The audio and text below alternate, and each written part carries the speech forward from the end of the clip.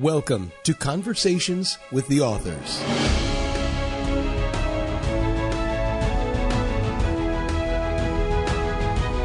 Thank you for pressing the play button. I'm your host, Daniel Troop. I'm Daryl. I'm Sandra. Dear listeners and readers, we also want to thank Alexander Nakarada, as he always does our intro, and it's always a great job. Today's episode, we're gonna explore the fascinating journey of writing for both young adults and mature adults. How Nicholas Became Santa Claus, written by my co-hosts here, the highly rated fantasy science fiction novel, is written for both audiences, would you say? Yes. I'd say it was.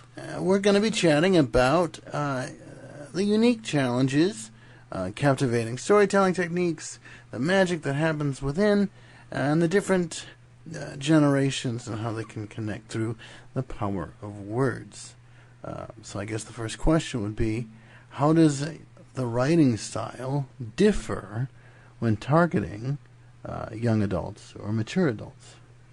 I think the writing style differs because of the way you want to relate to young people, and the way you want to relate to adults are going to be entirely different. With the young, you want it relatable. You want it to have themes and use the language that they're familiar with. You want it accessible, And for adults, it could be a lot more intricate language, and you're going to explore a lot of deeper themes, I think, Right. much more than you would with children. Because this is going to be, writing for mature adults, we have far more experience in life. So I think what you're saying is, we have these wells of knowledge and experience We can interpret innuendo. Right. Well, Sort of. the human brain is interesting. We all have one, and we have the same brain that we had when we were born, but it constructs itself as time goes on. And maturity in the human brain doesn't really occur until between the ages 25 and 30. Right. And so it's our frontal lobes which are different, and the way we interpret the world is different. That's why, for instance, young people take more chances than somebody who's older because they haven't got the processing yet.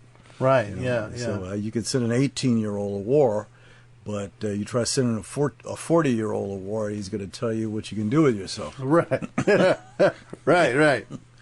Mm-hmm. So our brains are different. So what are some important factors to consider when creating characters for young adults versus mature adults? Character creation? Mm-hmm. Oh.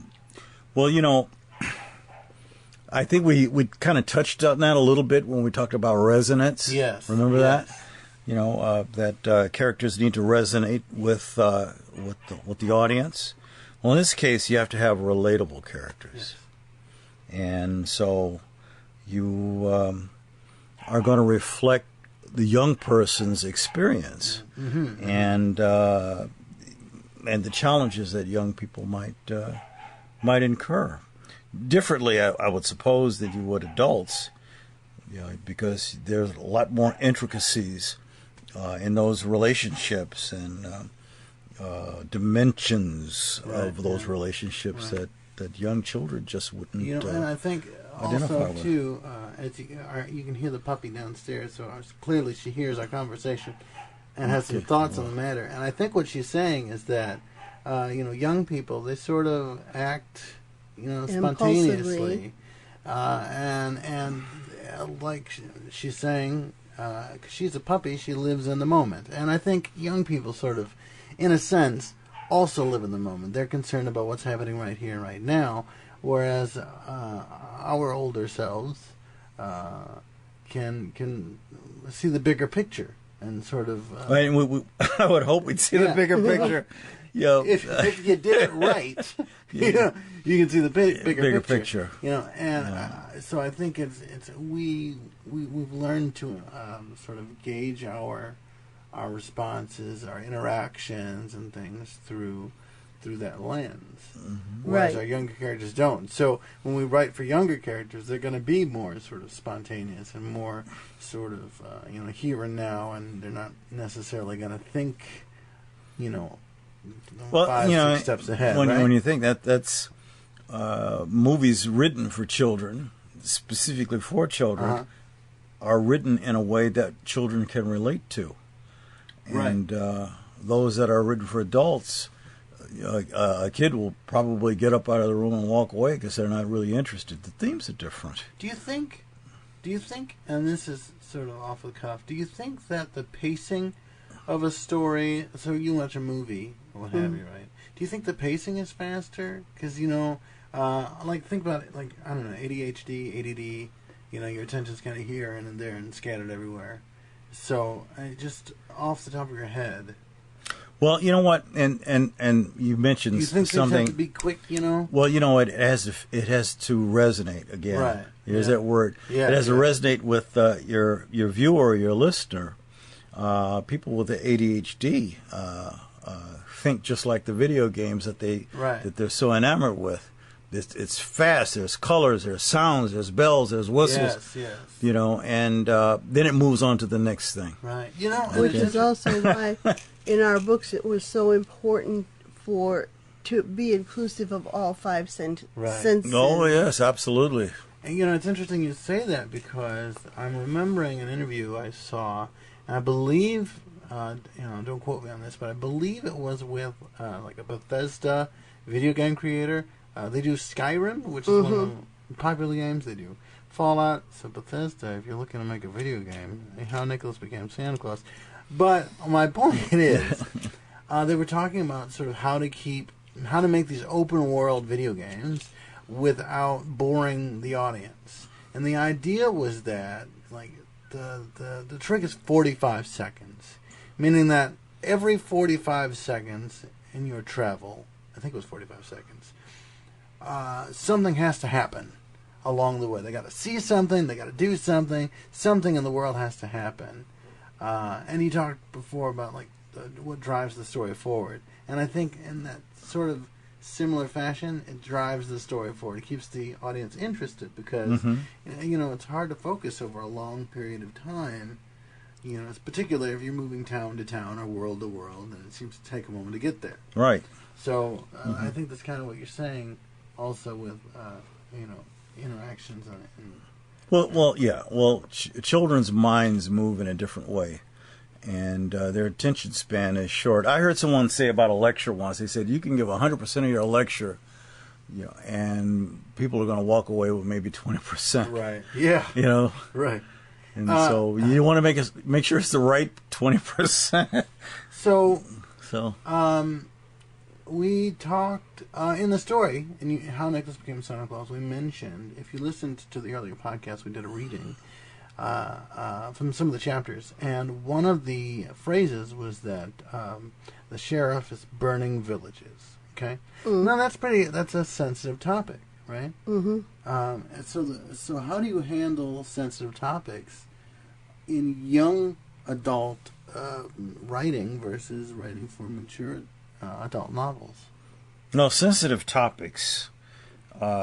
Just you have to be self-aware and know that those topics are in fact sensitive, and when you have a child who's reading or a young adult, you have to have a certain approach, and you take the approach with appropriate guidance. I suppose, because you're kind of leading them through it. Right. And with an adult, you're tackling sensitive topics. Probably, I would think more directly and explicitly. Right. But also, you're not just grotesquely, doing things for the sake of doing them. No, Right. everything has So- a purpose. For instance, you have a battle scene, which you have several in Nicholas. Yes. So how do you gauge the detail, for lack of a better term, when creating these scenes?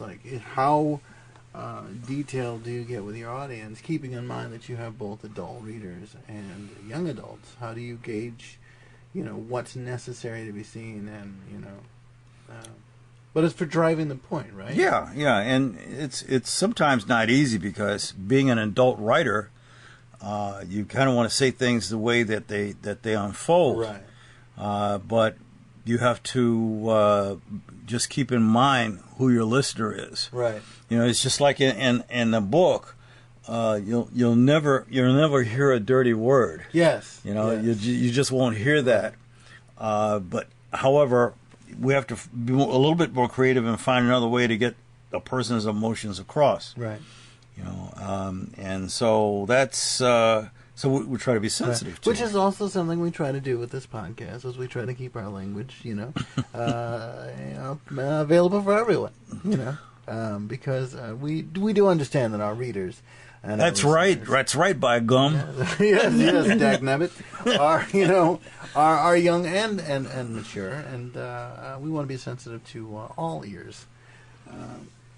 So, how do you balance entertainment and educational elements in young adult versus mature writing? And this could be teaching life lessons. This could be actual lessons. And how By do you, adding a little humor.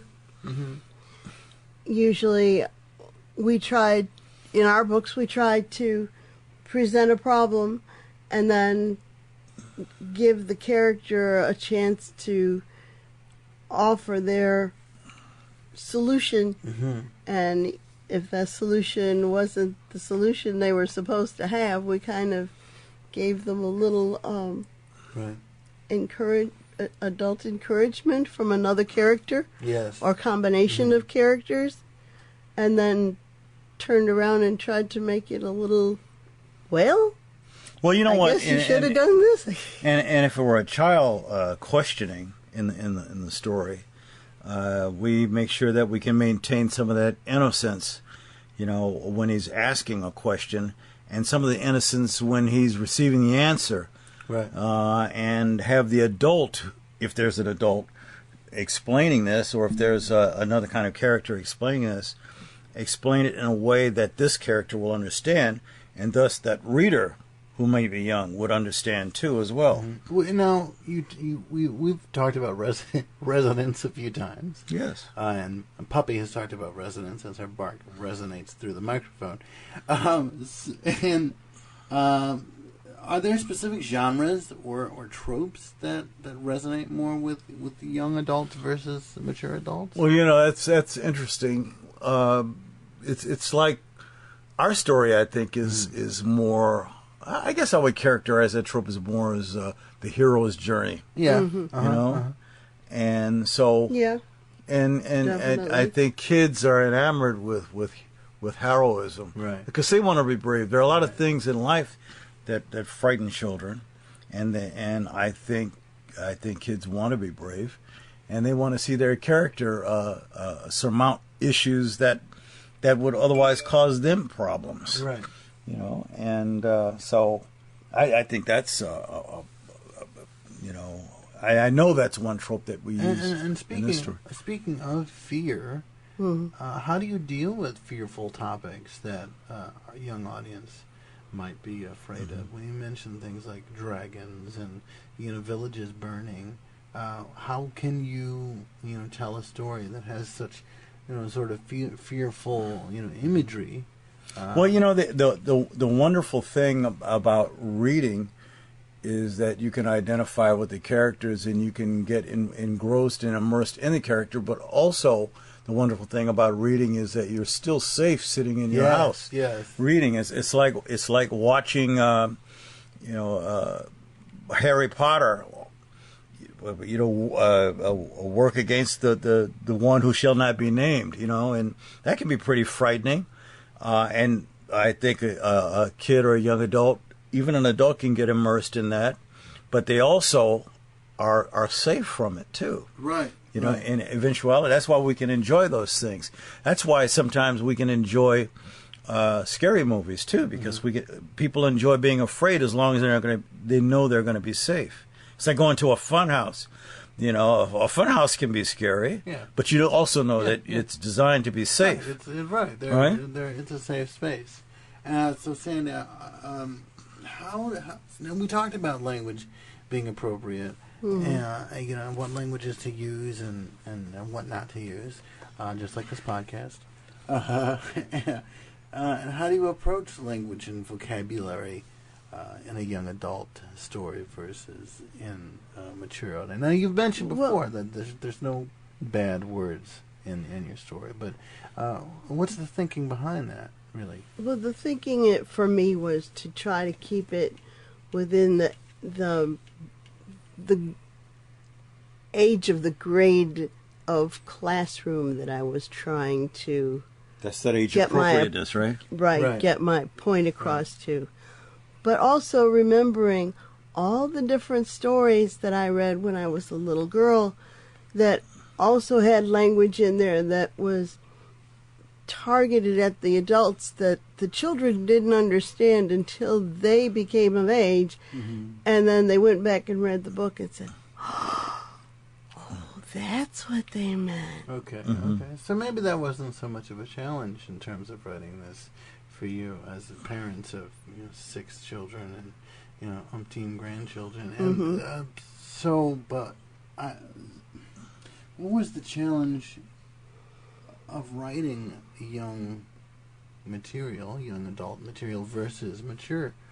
Well, I think in this particular story, this I think services both the young and the more mature audience too, because we have something in there for everyone. And I tell people that this is not a child's story. It's not a kid's story. No. But that doesn't mean a kid can't read it. Right. Okay, and that doesn't mean they won't enjoy it. Right. And I think it's not going to be offensive either. No, I think this is as much of a child's story as Harry Potter. And Harry Potter's enjoyed by adults and children alike. So keeping that in mind, what's the challenge in writing for both audiences? Like you said, keeping age appropriateness, but there's also your adult audience you're writing for. So, what is the challenges that you're facing? Walking that center line between the two and keeping it balanced, keeping the balance, so that you don't lose the attention and you don't offend, and you don't bore, right, because you don't want to be too adult, but you don't want to be so adult that the children are bored, but don't want to be so young adult that the adults are are bored. Right. Okay, so boredom is a crime.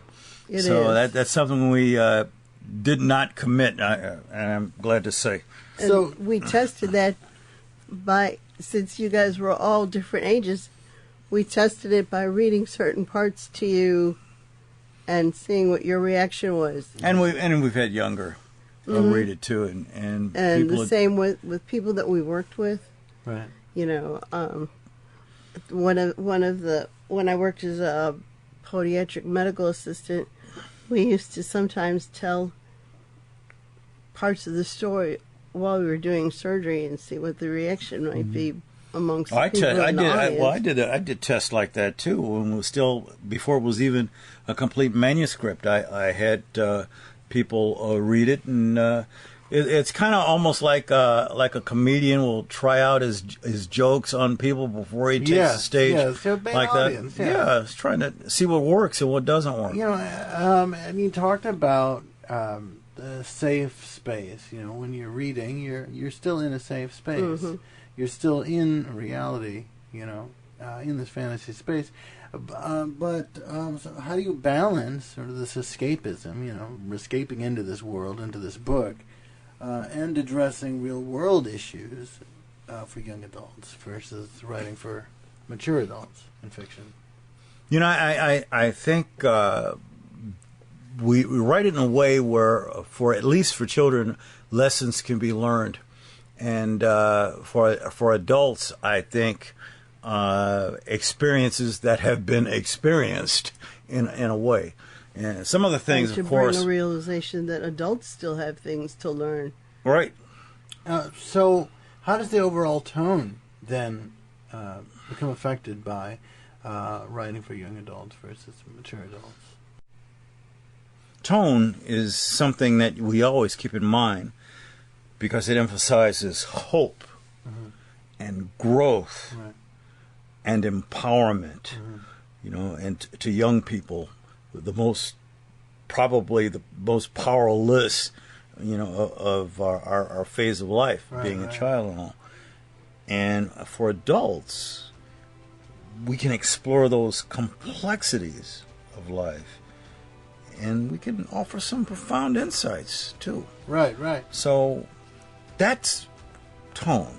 Right. And we try to maintain that, and I think we did a pretty good job of doing that. If you'd like to experience this, and it's an amazing experience, which is why it sort of takes me back, you can visit troopbooks.com. It's TROUPE. You can visit our Facebook page at troopbooks.com.